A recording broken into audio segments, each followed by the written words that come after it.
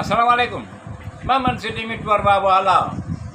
Syab terati ve beta ye jenja bet eka karate bet bazi.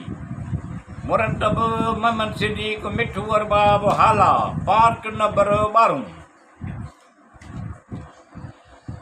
एक कसर डर लख कोड़े सैसे गड़कियूं जादे करिया परख टाडे साहिब सामूं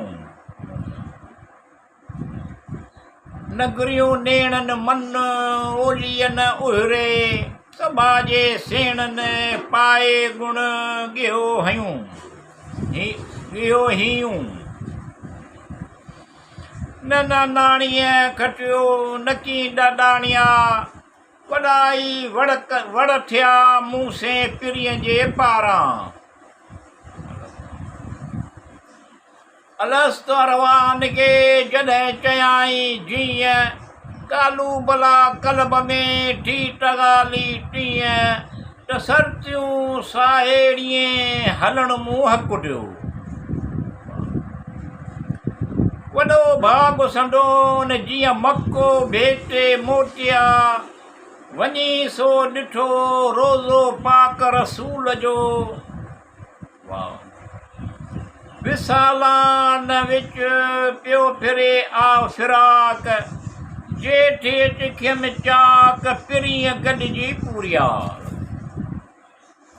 अलस्तरवान खे जॾहिं जाॻायो जलील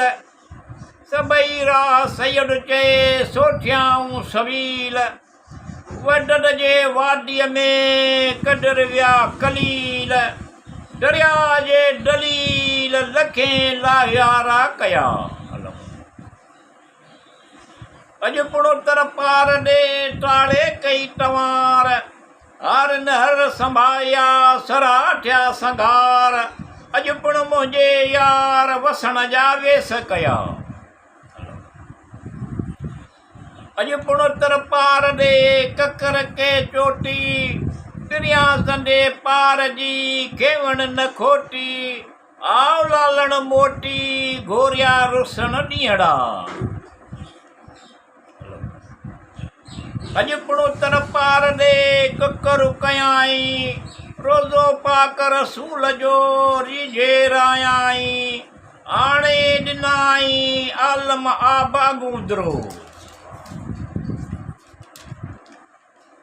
वसे तॾहिं वस मुंड मिड़ियाई मींहं जी खेटा खटरनि छॾिया जे थी मिड़ियूं मस गाबा मटे गस ॾुख न कंड डुबरा अलस्त बिरबकुम कालू भला जॾहिं चयाऊं मीसाका में हारसी लॾियूं मूं लाऊं सो मोटी कीअं पाऊं जो महफ़ूज़ा मुहकम थियो वञी छो वणकार होट न घूरी हिते ई लिखो की न लटीव चए ॿारो चो ॿिए पार थियो सटी ॿध संदरो फिरत पुनवसी पार नाहे नींहुं निहार नाहे नेण निहार टो मज डेरो डोस जो वसुल टह विञायो सींड सुर में सी लोठियूं लीला जीअं मणियूं जंहिं मिट कयो वेठी करे वरन मए मछीअ में हथड़ा राजा अॻे रखी हुई मोहाणीअ में मन टमाटीअ जे टन ॻाल्हियूं चेसि ॿुझ जूं न कंहिं ॼाओ ॼाम खे न को ॼाम वया